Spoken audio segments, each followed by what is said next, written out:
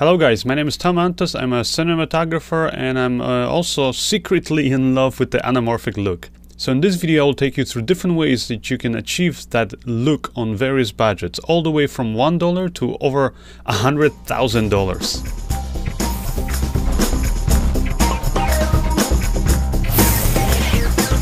So first let's start with a little background. What is anamorphic? It usually refers to shooting basically a wider aspect ratio video or film, but on a much narrower image sensor.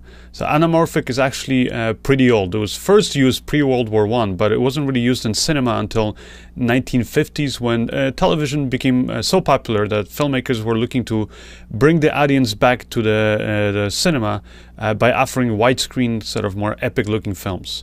Now this was achieved by using lenses that can capture a wider aspect ratio by squeezing the image horizontally onto a narrow film strip. Over time, the anamorphic look became associated with many of the big epic films that used this technique. It doesn't mean it's the best way to capture video. In fact, anamorphic lenses have many artifacts and imperfections that give it that sort of anamorphic or film look. Aside from the obvious wider aspect ratio, the most common to the anamorphic look are the horizontal lens flares, also the vertically stretched bokeh, and the distortion that happens, especially with the wider focal lengths that give the anamorphic footage an almost 3D feeling. Remember that when shooting anamorphic, your image will look squeezed horizontally. So in order to view it properly, you will need to de-squeeze the image. This is actually very easy to do today in any editing program. Back in the day, it was done by projecting the films through an anamorphic lens. So if you like this look and you want to achieve it in your next video or film project, then here's the cheapest do-it-yourself solution. It can cost you just $1 or maybe even for free if you find a black piece of paper and a bit of dental floss. Cut an oval shape on the paper and attach vertically the dental floss. This filter will create those horizontal flares, and it's also going to give you that oval or vertically kind of seemingly stretched bokeh. Next is the Cinemorph filter from VidAtlantic, and this works pretty much the same as the do-it-yourself filter, but it's built to last, so it will cost you $69. After that, we're getting into lens adapters. These use a regular spherical lens that attaches to your camera, and then to that taking lens you will attach the actual anamorphic adapter or glass with various anamorphic optics. There are many such lens adapters, but most are not usable for an actual film shoot as they require dual focusing of the taking lens and then also the adapted lens. One that I will mention is an adapter I used from SLR Magic. They have a 2x squeeze ratio and 1.33 squeeze. These can be bought with a front attachment that is called the rangefinder, and this will allow you to set your taking lens and the adapter focus to infinity, and then you can just focus your shot with just using the rangefinder. This basically makes it a lot more usable for actual film production. I used all of them, but I found that the one I liked the most was the Anamorph 50 with a 2x squeeze. I attached it to various 50mm prime lenses and it performed the same with all of them. It definitely gives you the real anamorphic look because it actually is an anamorphic lens element that it squeezes horizontally 2 times. Now the lens flares look nice on this. The bokeh is not as perfect, but it has still that anamorphic feel. It also creates a nice but subtle distortion. In my tests, this really only works though with the 50mm lenses, as any other focal lengths you get a lot of artifacts.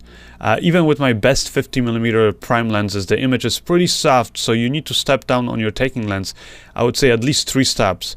So it's definitely not a low light lens. Although I did get to shoot these here, for example, shots using this lens adapter and the Blackmagic Ursa Mini 4.6K camera, which is definitely not a low light camera. The prices of this adapter start at $500, but if you get the same kit that I used, it will cost you around $1,500.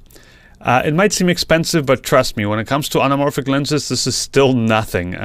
Another similar option is the Iskorama Pre-36 anamorphic lens adapter. These are actually hard to get, but if you do find them, they usually cost you around $2,000 to $3,000. And they're not my favorite though, but I know many other people do use these adapters. Next up in price, we have actual anamorphic lenses that don't require another spherical lens to be adapted to the camera. Now, the cheapest anamorphic lenses I found are also from SLR Magic, and these are the 2x anamorphic cine lenses, and these cost around $3,000 per lens with the Micro Four Thirds mount, or you can get the whole kit of 3 of these lenses that I have for $8,500 or $8,500. These come in 35mm, 50mm, and 70mm.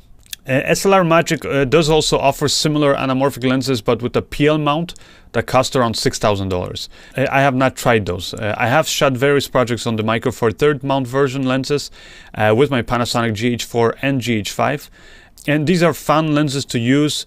But they are far from perfect. They tend to be a bit soft unless you stop them down, at least I would say 2 f-stops. Also, they do introduce some chromatic aberrations. Then again, all anamorphic lenses have some artifacts, so I kind of accept this as part of just shooting that anamorphic look.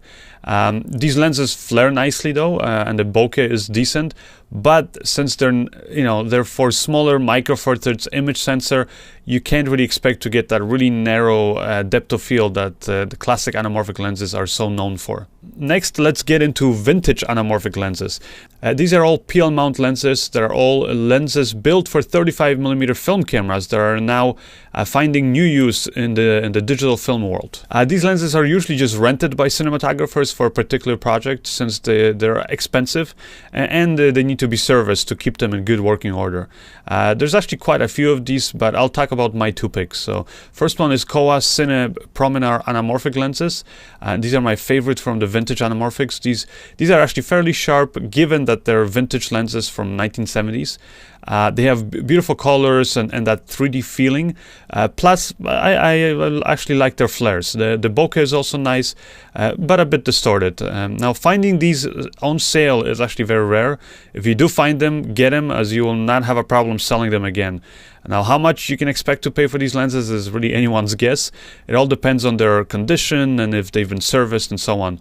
Now, I heard some filmmakers get a set of these lenses for as cheap as $30,000, but usually you will see a price of above $100,000 for a set of 4 or $30,000 for one lens.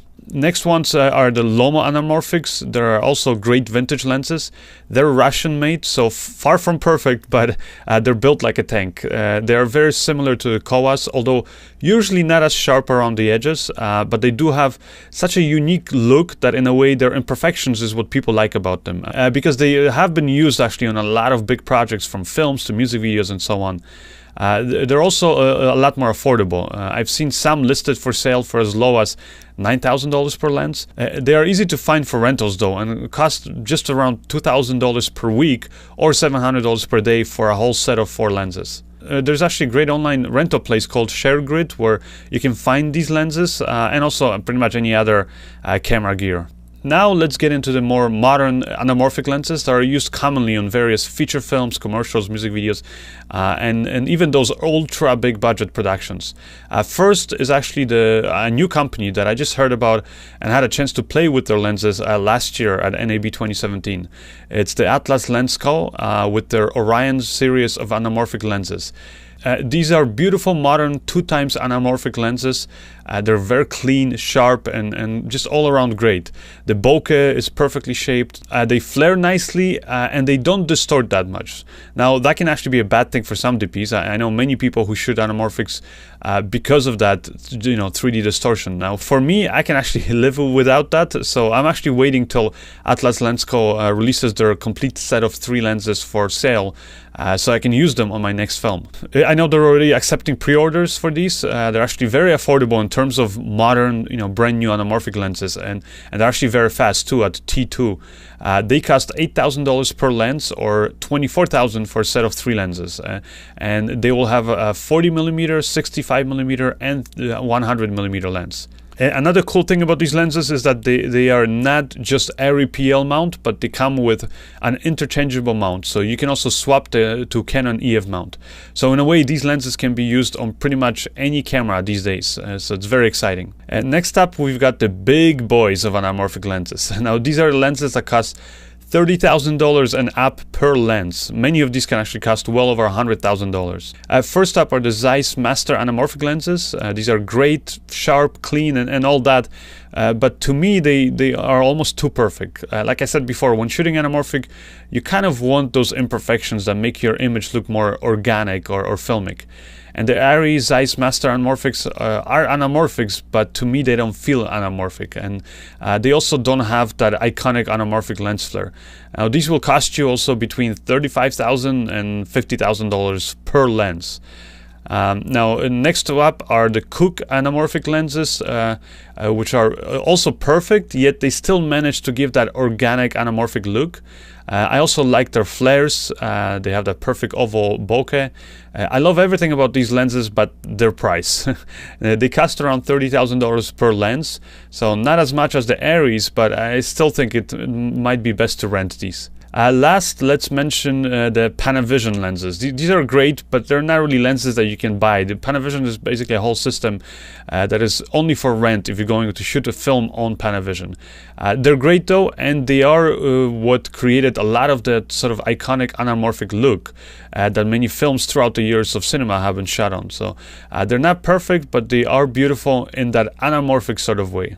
Anyways, hope you guys enjoyed this tour of shooting anamorphic in today's world, and if you did, make sure to leave me a comment below. Also subscribe to me and click that thumbs up button so everyone else knows you like this video. My name again is Tom Antas, and I'll see you guys next time. Bye!